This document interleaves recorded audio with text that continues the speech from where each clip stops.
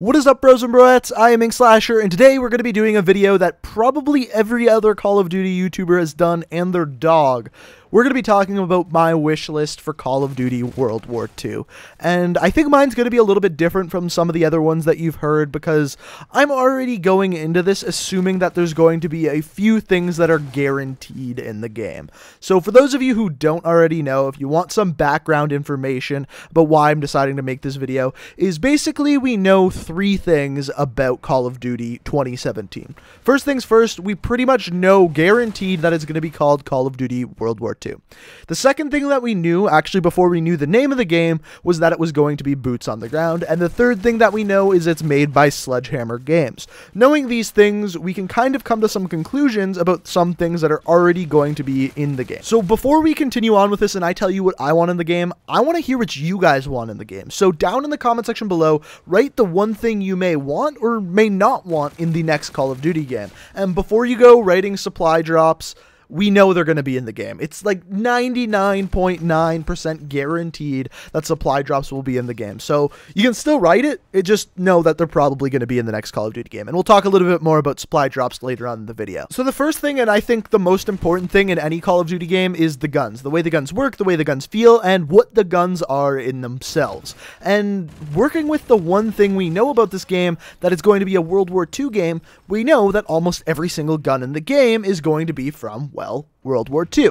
So some weapons that you can expect to see for sure include like the MP40, the PPSH, the Springfield, the Kar 98, maybe the Arasaka. I don't know what kind of countries they're going to focus on, but you can expect to see those kind of older guns. Now, what's going to be interesting is in most Call of Duty games that we play, pretty much all of them except for Call of Duty World at War, the assault rifles are fully automatic. If you look back to Call of Duty World at War, there was one assault rifle in that game that wasn't automatic, the STG-44, which is another weapon I'm pretty sure you can expect to be in Call of Duty World War II.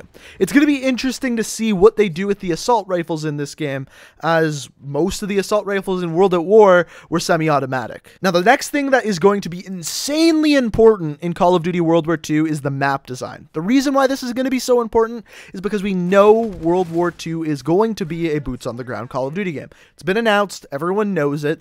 So with this announcement, it means the game is going to be slower. It's just the way it works. When there's no jetpacks, wall runs, the game's going to be slower. There's no way to deny that.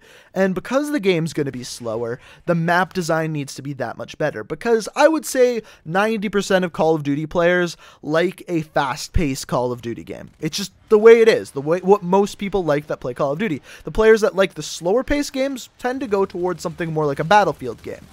And because of this, they're going to have to do two things with the maps. Number one, they're going to have to be designed well. So there's not going to be a ton of places to hide, because what we've seen in the past before is when the maps have a ton of places to hide, what people just do is camp. Another thing that they're going to have to do with the maps is make them smaller. And much smaller than we see in Infinite Warfare, because since you're going to have less ways to move, this also means you're going to be able to scale the maps slower.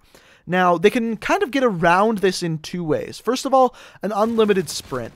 Unlimited sprint will be one way that they can speed up the game while keeping it boots on the ground. And if they don't have unlimited sprint, one thing they can do to counteract that is just make it so you can sprint for a really long period of time, and then you have to wait for a second and sprint for a really long period of time. Another thing they can do is keep like a sliding motion or a dolphin dive. I doubt we'll have a dolphin dive, but the sliding motion that we have now, maybe not quite as long of a sliding motion, but a sliding motion nonetheless. Now, this kind of ties into the first thing that I want in the game, and that has to do with time to kill and pace of the game. So in Infinite Warfare, if you haven't played it much, Infinite Warfare has a really long time to kill. It's probably about double that of Black Ops 3, and I don't like that at all. It needs to be a medium-paced time to kill, because if it's too fast of a time to kill, people can just camp and reign supreme. You see this in a game like Call of Duty Ghost. It had an incredibly fast time to kill, and players just ended up camping. You look at Infinite Warfare, there's an incredibly long time to kill, and the guns just don't feel right. It doesn't feel like a proper Call of Duty game, and I think that's one of the actual main reasons. So they have to have the right time to kill for the game. On top of that, another thing Infinite Warfare did that I don't like is they decreased the amount of aim assist. And this seems like a really small thing and a thing that I don't think a lot of people will talk about, but I want the old aim assist back. The amount that they had in Black Ops 3, Black Ops 2, all of those old Call of Duty games. And the reason why I say that is because when you're playing on console, it's a lot more difficult to aim. And when I'm used to for so long playing that old type of aim assist, when they take that away completely, it's going to add to the slower time to kill because I'm going to miss more bullets. And I think that's another reason why a lot of people say the guns feel wrong in Infinite Warfare, is because that aim assist isn't there like it is in Black Ops 3 and pretty much every other Call of Duty game. So I think that's one thing they're going to have to be very, very careful with. The next thing, and in my opinion, the most important thing, is kill streaks or score streaks, whatever they're going to be. The reason why I say that this is the most important thing is this is what separated Call of Duty from every other shooter back in the day. Score streaks or kill streaks were what made Call of Duty different. That and kind of like the create a class system, I would say, are what really separated it from any other first-person shooter game. So with kill streaks, there's two things. Number one, they have to be good, like they have to be powerful and actually make you feel rewarded for getting them. And number two, they have to actually be counterable, because if not, you're just going to be dying constantly from kill streaks. And to accomplish both of these, I think there is a very simple way of doing so. Yet they have to be easy enough to get, but at the same time, easy to counter. A game that does this, I think, perfectly is Modern Warfare 2 minus the tactical nuke. There's no way to counter a tactical nuke instead, unless you kill the person. But in that game, the Harrier was amazing. It was a 7-kill streak. You got an airstrike and basically a helicopter that locked onto people super quick. But you could also take it out very easily with pretty much any rocket launcher. So by doing that, it makes you feel rewarded for getting only 7 kills. When we look at current Call of Duty games, one of the main things that people I see complain about is kill streaks or score streaks are just bad. For the amount of kills it actually takes to get, the score streaks are not doing enough to reward you. And I think that's something that really hasn't been improved on since Black Ops 2. I think Black Ops 2 had some pretty good score streaks, and I think a lot of people knew that. Like, the Swarm was really good. There was a ton of really good score streaks in that game. The next thing that I want really does tie back into Black Ops 2. And when I look at the comments for videos talking about the next Call of Duty game, or even Infinite Warfare, they are all asking for the same thing, and it's this: a good competitive playlist. And if we really look at the games that are excelling right now, they're all games that have a really good competitive mode.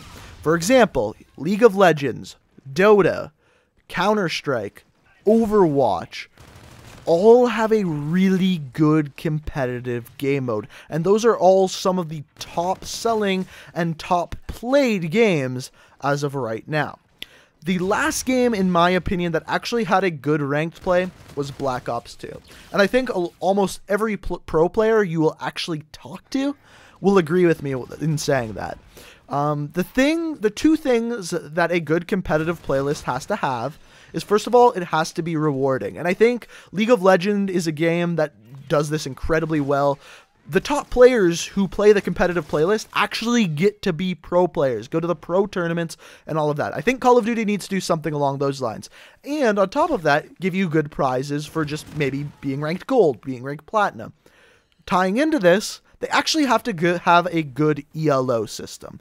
So many of the Call of Duty games that have competitive playlists, the system is just based off of total wins. The more wins you have, the higher you're going to be ranked.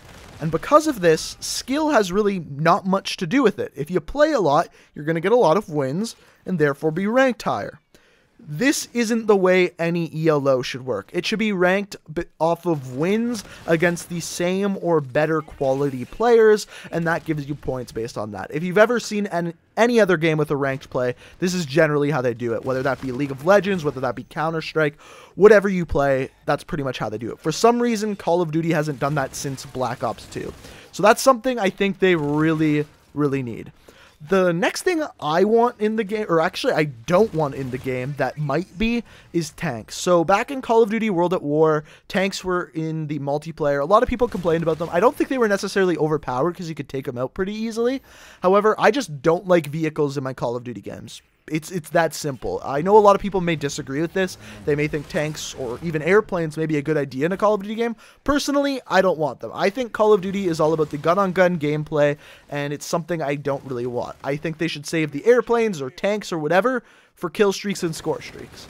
But that's just me. You can disagree with me down in the comments. And finally, the thing you probably thought I was going to talk about all video, supply drops. So, a lot of you are probably going to be talking about supply drops down in the comments. So, it's undeniable that supply drops will be in Call of Duty World War II.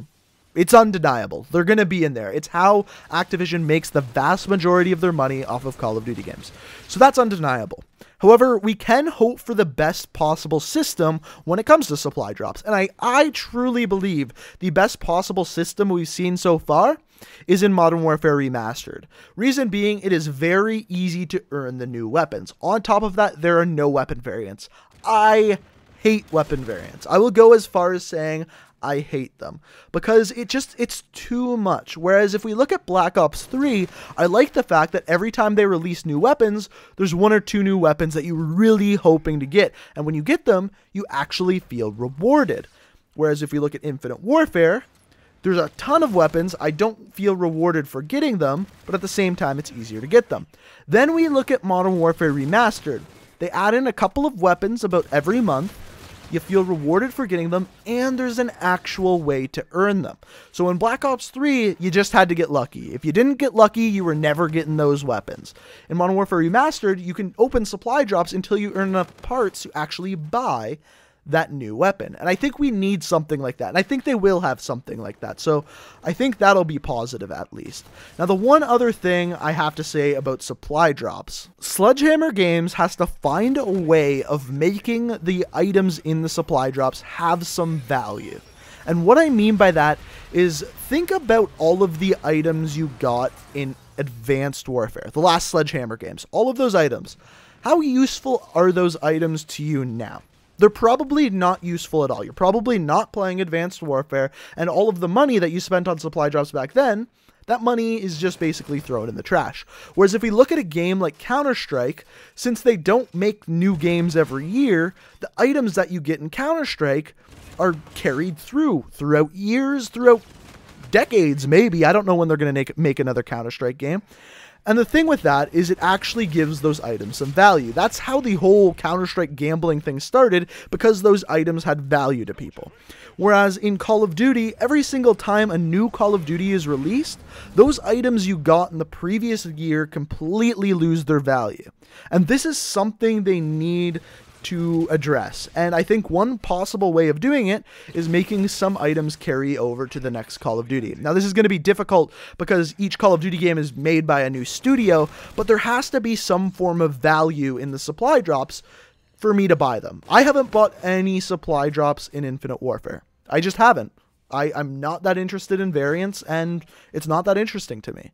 And if they want me to buy them, and they want them to be good, they have to have a good system where I'm actually guaranteed to be able to buy those items, and they actually have to be worth something to me. So those are the main things I want in the next Call of Duty. To break them down into 5 things, I want a good time to kill. I want good kill streaks or score streaks, depending on how they do it. I want a great competitive playlist. I don't want tanks. And they need to have a good supply drop system. But let me know what you think down in the comment section below. Do you agree with me? Do you disagree with me? What is the one thing that you really want or don't want in the game? Let me know down in the comments. Also, if you enjoyed the video, it would be fantastic if you'd hit that like button. I always do appreciate it when people do. And if you enjoyed what you saw, you can always hit that subscribe button, because I upload new Call of Duty videos every single day of the week, and we got some really good ones coming later this week. So, thank you guys so much for watching. I hope you enjoyed, and until next time, peace out.